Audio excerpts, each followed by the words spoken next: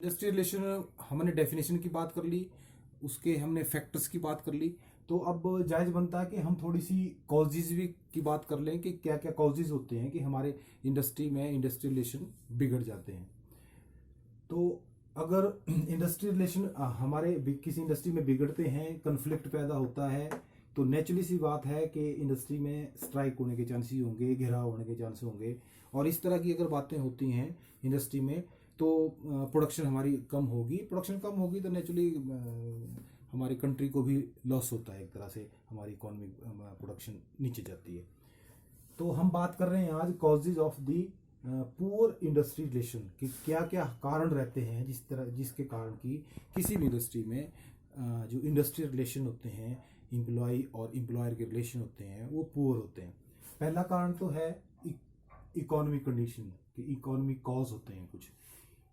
सभी को पता है कि कोई भी अगर कहीं काम करता है तो उसको अच्छी वेजेस चाहिए।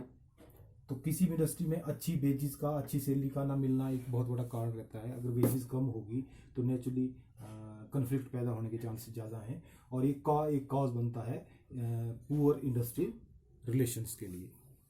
दूसरा है, आप वेजेस अच्छी दे रहे हैं लेकिन आप डी अलाउंस नहीं दे रहे हैं, ये भी एक वेजेस के रूप में ही आता है। या आप बोनस नहीं दे रहे हैं, दिवाली पे बोनस नहीं दे रहे हैं, आप ईद पे बोनस नहीं दे रहे हैं, क्योंकि एम्प्लॉय आपसे एक्सपेक्ट करते हैं, आप बोनस या तो देते ही नहीं है, या बोनस के कारण कन्फ्लिक्ट पैदा होता है।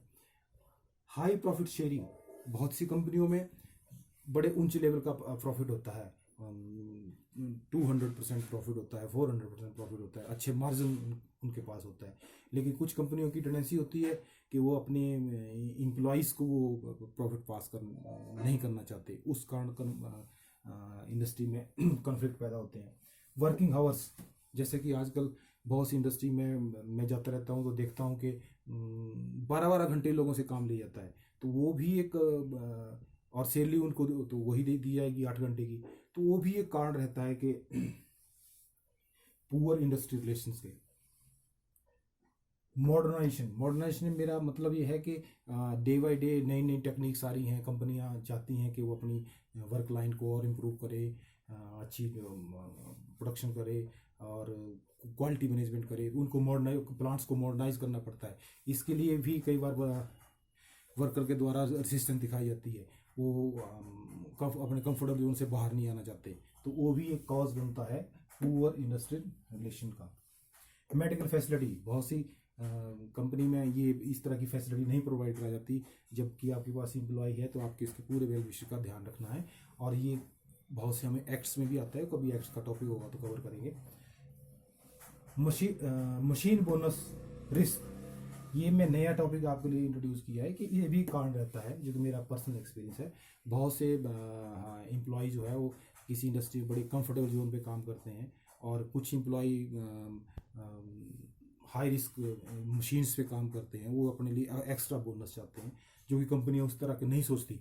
जैसे मैं आपको एक रिसेंट एग्जांपल दूं कि अभी कोविड-19 के तहत बहुत से हॉस्पिटल्स में या बहुत से इंस्टीट्यूशन में बहुत से लोग बड़े रिस्क पे काम कर रहे हैं। तो वो नेचुरली आप एम्प्लॉयर से चाहेंगे कि वो उनको एक अच्छा बोनस दिया जाए कि वो इस रिस्क जोन में जा रहे हैं। ये तो हो गए कुछ इकोनॉमिक कॉज।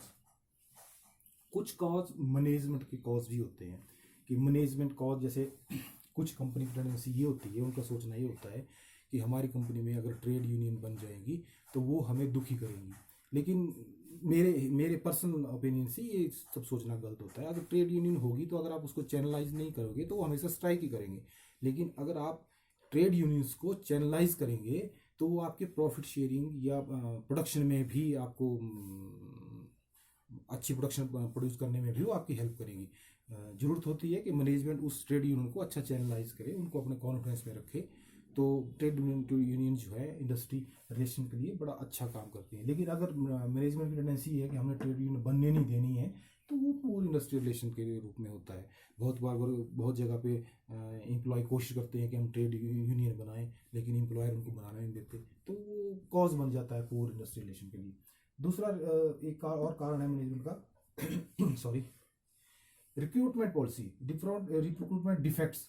कि कंपनी में अगर एम्प्लॉय रखते हैं तो उनके रिक्रूटमेंट पॉलिसी में ही डिफेक्ट होता है। वो ऐसे कहीं से दूसरी कंपनी से अप्रोच से या कुछ इस तरह से एम्प्लॉय हायर कर लेते हैं, या अपने जो एम्प्लॉय हैं उनके बच्चों को प्रेफरेंस नहीं देते, तो वो भी एक पुअर इंडस्ट्री रिलेशन के लिए कारण बनता है। तो इसमें मैनेजमेंट को ये बात सोचने की लायक है कि हम कोई इस तरह की रिक्रूटमेंट पॉलिसी बनाएं कि जिससे इंडस्ट्री रिलेशन अच्छे बेहतर बने, ना कि पुअर बने। डिफेक्टिव लीडरशिप, बहुत बार ऐसा होता है कि कंपनीज के सारे एम्प्लॉय अच्छे हैं लेकिन आपने टॉप लेवल पे ऐसे मैनेजमेंट के लोग बैठा दिए हैं कि वो उनका उनका सोच ही अच्छी नहीं है, या वो प्रोग्रेसिव नहीं चाहते, वो चाहते ही नहीं कि किसी इंडस्ट्री में अच्छे रिलेशन बने। तो वो भी एक कारण रहता है डिफेक्टिव लीडरशिप।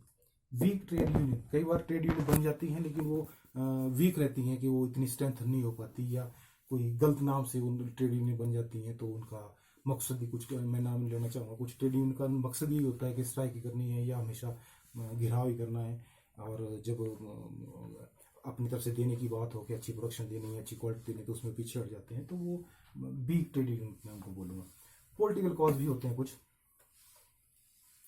कई बार बाहर से हमें किसी राज्य में अगर किसी गवर्नमेंट की सरकार है उससे कुछ पॉलिसी जैसी होती हैं तो वो भी कुछ कारण रहते हैं। फेवरिज्म, मैनेजमेंट के द्वारा बहुत बार या सुपीरियर द्वारा जूनियर के लिए फेवरिज्म किया जाता है कि कुछ लोगों को प्रमोट किया जाता है, या मान लिया कहीं इंडस्ट्री आपकी उत्तराखंड में है तो उत्तराखंड का ही अगर मैनेजर है तो उत्तराखंड के लोगों को प्रमोट करेगा, पंजाब के लोगों को इग्नोर करेगा, एमपी के लोगों को इग्नोर करेगा। इस तरह की कई चीज़ें होती हैं। फेवरिज्म मैं इसको बोलना चाहूँगा कि मैनेजमेंट के भी अंदर अगर फेवरिज्म आ जाए तो पूरे इंडस्ट्रियल रिलेशन डेवलप होते हैं।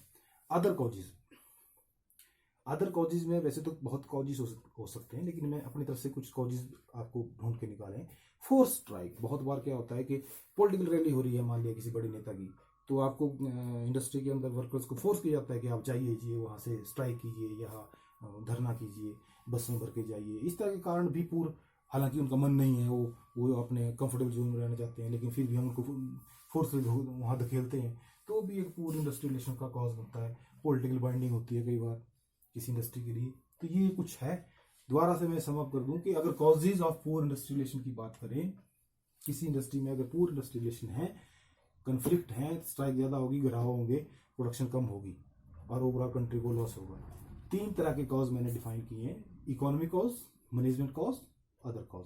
इकोनॉमिक कॉजेज में जो आदमी को जीने के लिए चाहिए, वेजेस चाहिए, bonus, high profit, working hour, medical facility, machine risk bonus, ये आगे हमारे इकोनॉमिक कारण जो हमें डेली लाइफ के लिए चाहिए, और उनमें अगर हमें अपने एम्प्लॉयर द्वारा प्रोवाइड नहीं कराए जाते तो पूरे इंडस्ट्री रिलेशन डेवलप होते हैं।